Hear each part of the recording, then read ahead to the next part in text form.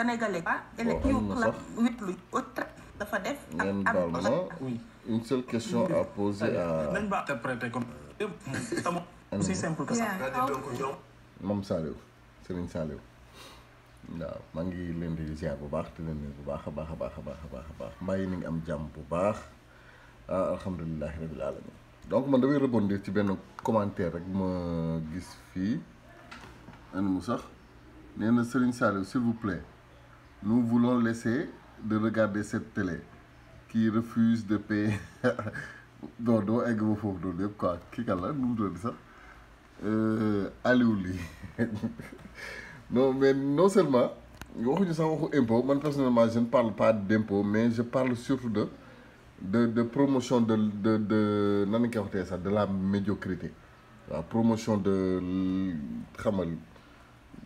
ñàkk daal lii kenn xamul lu ñu koy tuddee donc li may wax nii lenn mën na ko résumer benn image mën na ko résumer vu qu'une image vaut 1000 mots àndandoo yi nii mën na ko résumer waaw lépp loo xam ne tey ci maanaam c'est que lépp lu jëm ci nan laa ko mën a expliquer c'est que mot bi moo may rëcc mais lépp lu jëm ci maanaam ñàkk professionnalisme dafa am benn mot mooy seet quoi mais moom xaw a réer mais lépp lu jëm ci ñàkk professionnalisme ñàkk bëgg ay manipulation jàppee nit ñi ay xar jàppee nit ñi ay mbote lépp lu jëm ci loo xam ne maanaam c'est extraordinaire quoi waaw donc mooy noonu ngeen dégg ay journalistes ay magum jëm yu toog di wax te ñoom li ñuy wax waaw donc Mame Saliou daal yow daal defe naa yaa fi téye nit ñi loolu moom leer na dafa mel ni daal yow yaa fi téye nit ñi mais c'est pas ñi nga xam ne ils font la culte xaw ma le culte de la médiocrité xaw ma ban lañ ciy wax sax waaye du ñii ñoo tax nit ñi di seetaan yenn chaînes yi daal donc mooy noonu waaw en tout cas nag maa ngi leen di jaajëfal bu baax waaw mais lii nag moo war a jeex Sénégal lii moo war a jeex Sénégal droit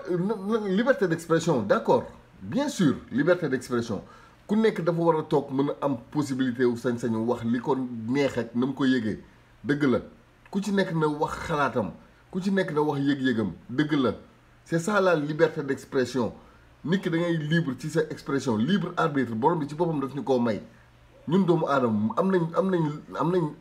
on a la possibilité le choix ñun am nañ le choix quoi waaw mën naa xëy tey ne su ma neexee julli su ma neexee du ma julli am naa ci choix boobu noonu ni ma ko waxee nii peut-être sax di nga dégg ku ñëw ne ma noo julli par force la d'accord quoi mais fi may waxee ma xam naa je me comprends quoi je veux dire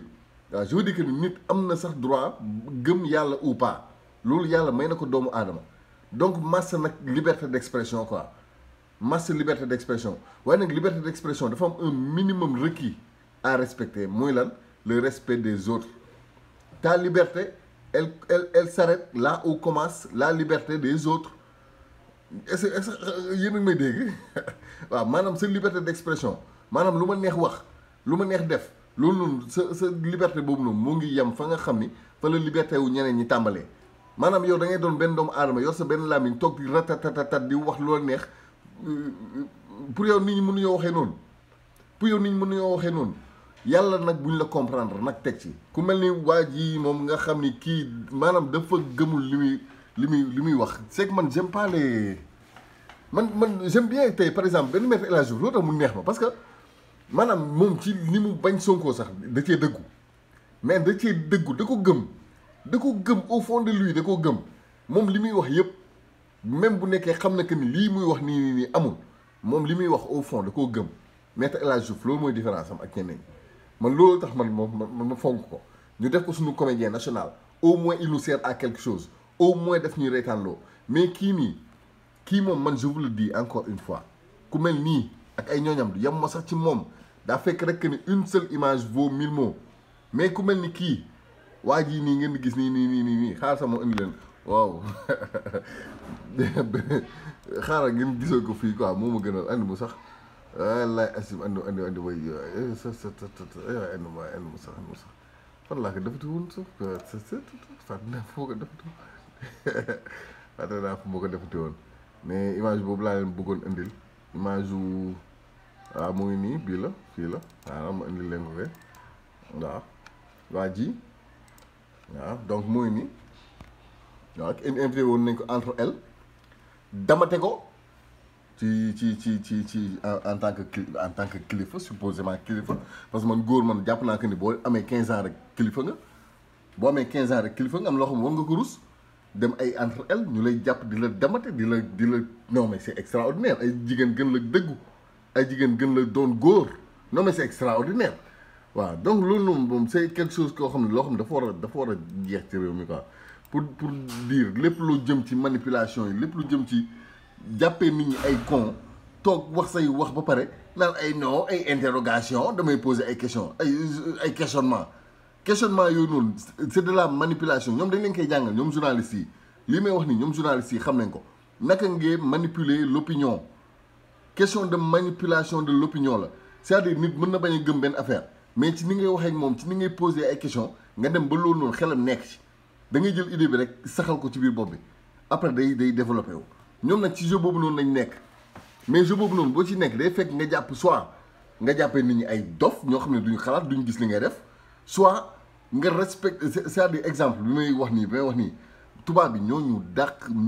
dàq manipuler dem nga seetaan France 24 dem nga si déglu RFI ñoo dàq manipuler opinion mën nañ la li nga gëmoon démb nii ñaata jullit tey ñoo gëm que ne terroristes yi ay jullit rek ñaata ñoo ko gëm bëri na exemple rek laa leen di jox exemple bu ndaw donc ñoom ñoo gën a aay ci manipulation koo gis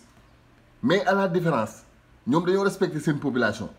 tubaab bi dañoo respecter dañoo jox cër seeni peuple parce que dañoo xam que ni ay nit la ñuy waxal donc dañ leen di considérer comme ay nit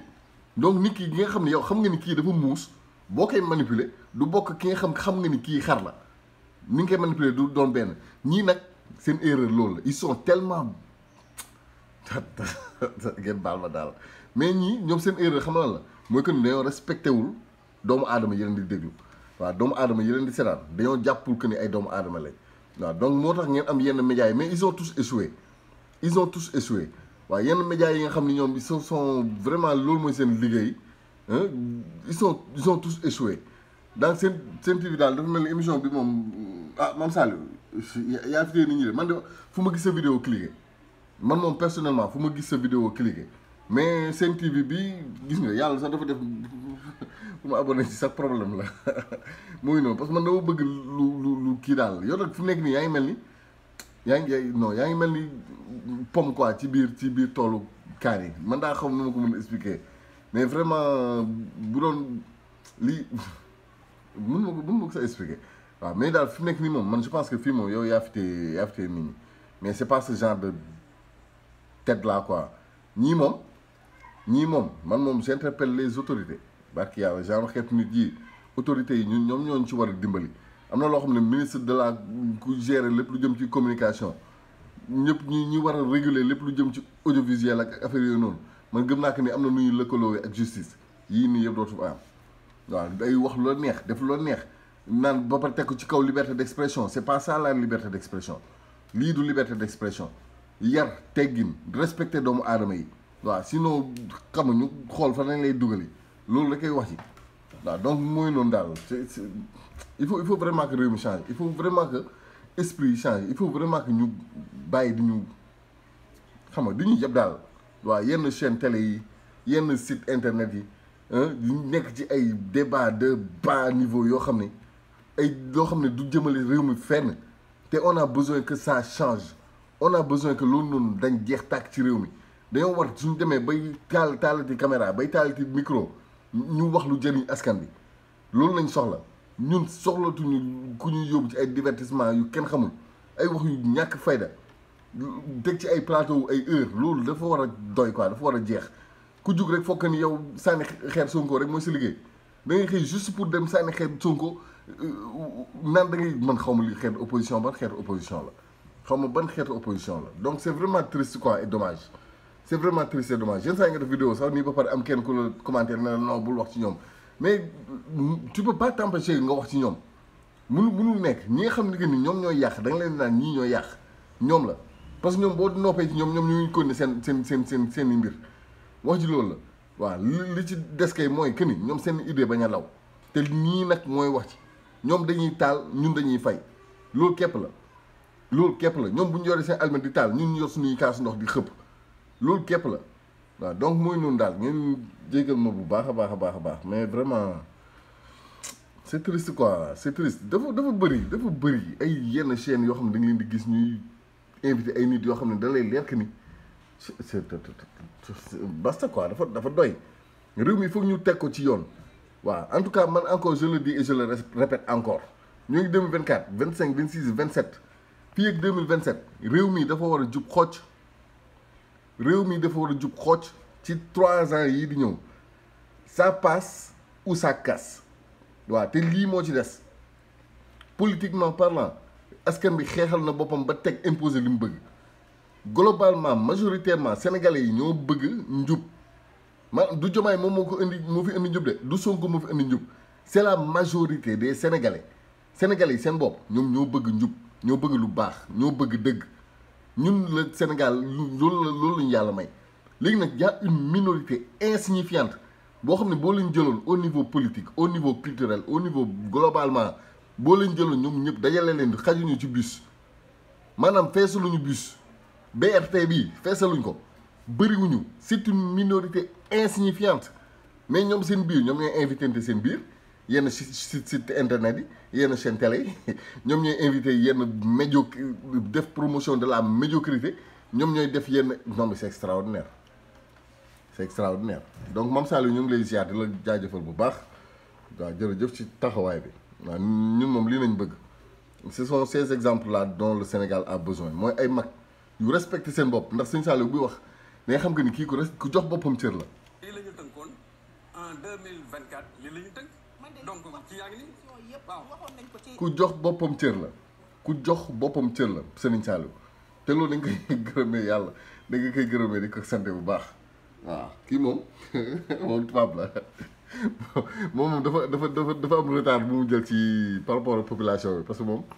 dafa nekk vraiment dans les années 70 disons côté yooyu noonu quoi 70 80 nga xam ni jamono jooju da ngay dem jàngi France ñëw xam nga doon tubaab di làkk say papa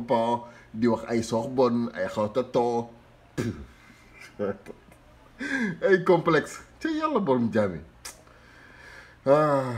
mais bon am ngeen jaaraama daal maa ngi leen di jaajëfal bu baax yenn xeetu vidéo yi nag dama ko dul préparé damay toog nii daal ci benn affaire sama xol bi jeex rek ma muy noonu daal waaw mais bu leen fàttee bref daal aimer vidéo yi te abonné ko et cetera muy noonu léegi ngeen agsi ci 100 000 abonnés yi de def naa ay 100 et quelques personnes moo ci des waaw c'est-à-dire mën na mat en 1 jour peut-être fii ak suba ginnaaw suba sax mën ngeen mat 100 000 abonnés yi donc